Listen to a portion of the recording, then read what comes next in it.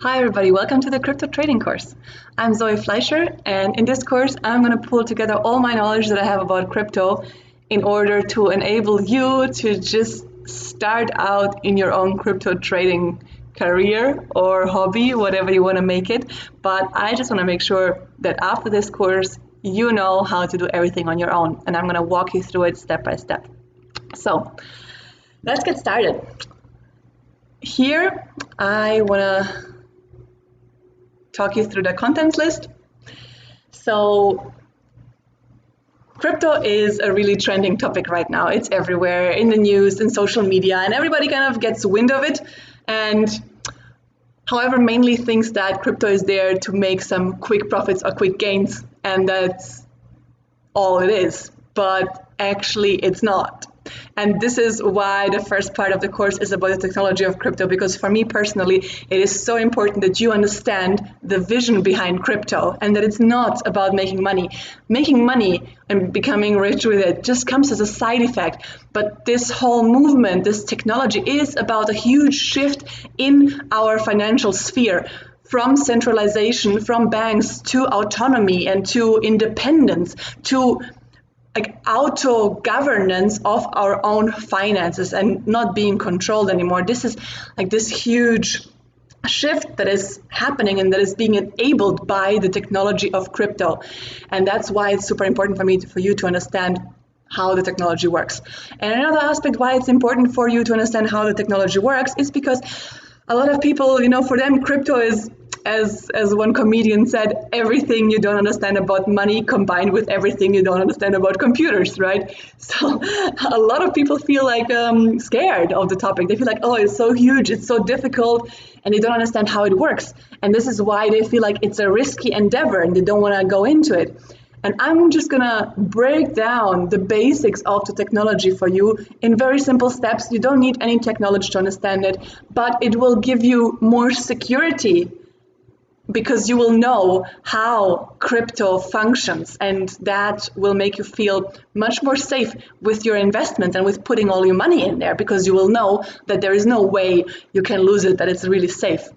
All right, so once we've done that, I'm gonna explain you everything about the main cryptocurrencies and what they are and how they function. And then we're going to go into the practical part, and I'm going to help you set up the exchanges, set up your wallets, and basically get you really ready to just start out trading. And in the end, we're coming to the trading. That's going to be like the largest part. So I'm going to show you how to choose your coins, how to make a trading strategy, how to actually start earning money with this. Okay, so let's get started. First of all, why crypto? Well, as already explained, let me move myself.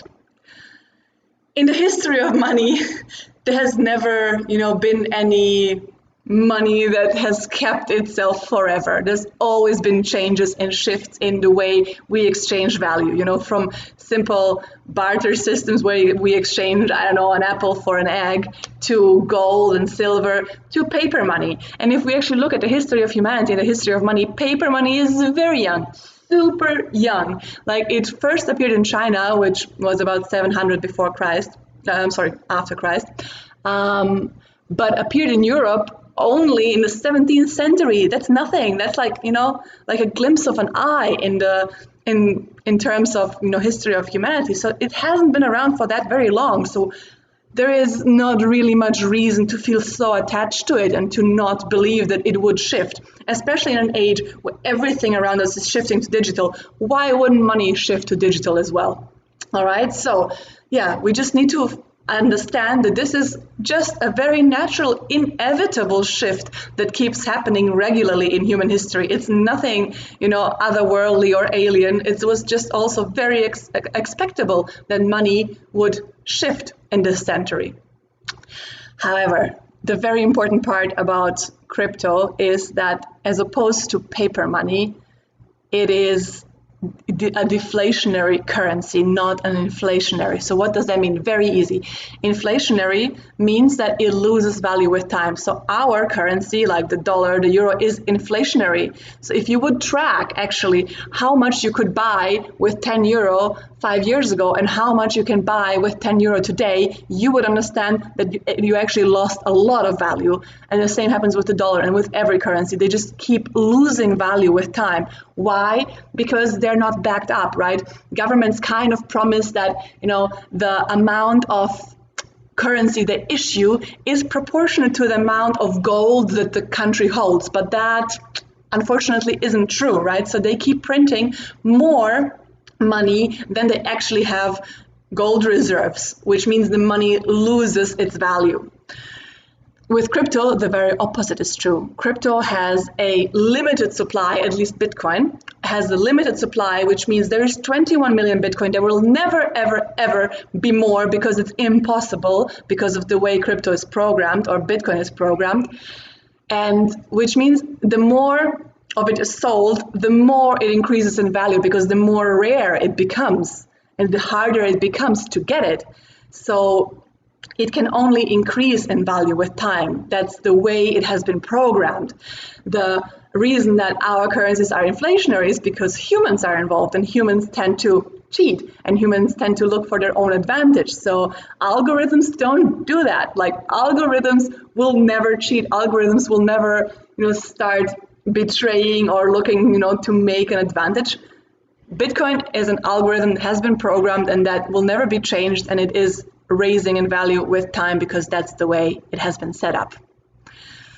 The third reason why you really should be interested in crypto is because you want to gain autonomy over your own finances. You don't want anybody controlling where your money goes, where your money comes in. You don't want anybody telling you how much money you can put into a bank, how much money you can take out of a bank, when and how. And you don't want to wait like 5 days for a transfer to go through.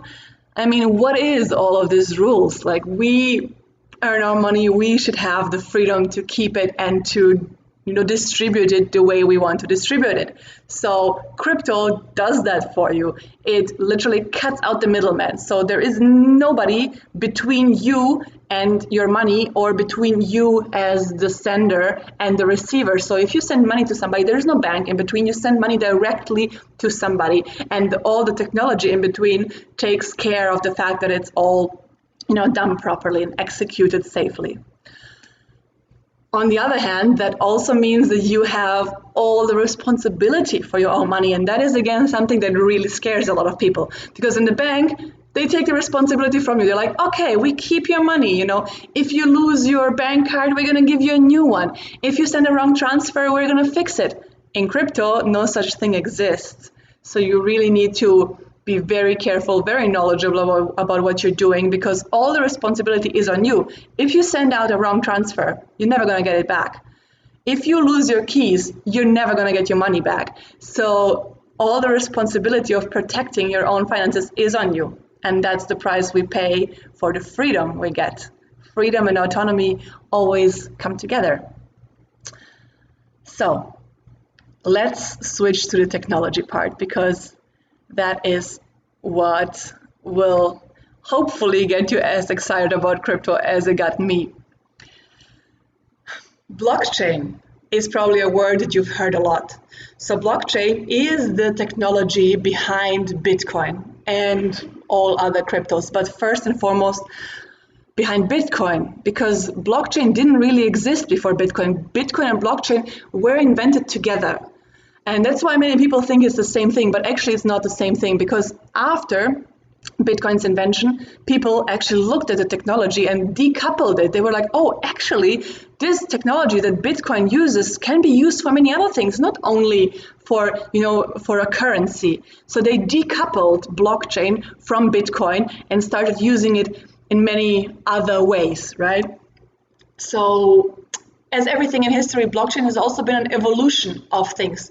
So I think in the 1970s, there's already been certain distributed ledger recording systems, which means basically nothing more than a huge spreadsheet for recording all transactions. That's what a ledger is. A ledger is basically a spreadsheet where you record everything, like, oh, this much money went out, oh, this much money came in, oh, this much money went out. So it's just a huge, basically, collection of records. However, in blockchain, these records are all basically packed into little blocks and chained to each other. In a second, you will understand how that chaining works. The fact that they're chained to each other means as soon as there is a next block after this one, this block here becomes immutable. You actually cannot go back and change this block anymore, which makes blockchain strongly resistant to alteration. It is all just one long line, literally. That's what the block looks like if you would imagine the technology in your head.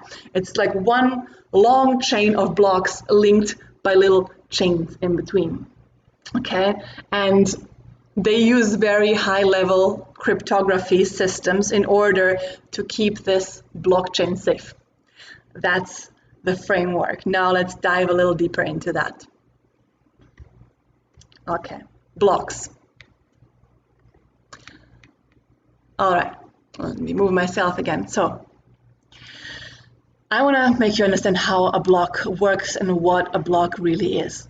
So when you, as a sender, for example, you have 1 Bitcoin and you want to send it to somebody.